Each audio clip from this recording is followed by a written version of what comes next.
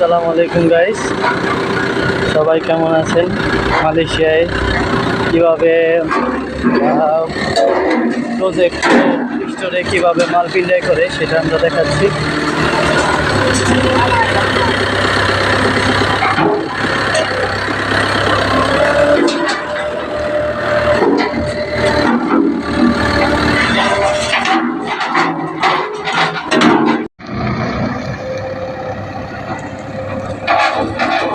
এই ফকলিফের মাধ্যমে নিয়ে এসে আপনার এখানে লরি আছে পার্কিং করা, এখানে লরিতে উঠানো হবে।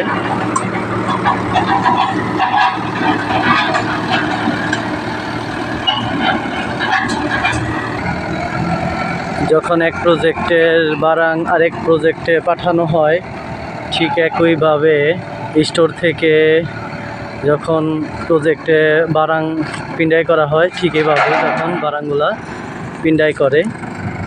মালয়েশিয়াতে কাজগুলা এভাবেই হয়, মাধ্যমে বারাং পিন্ডাই করে।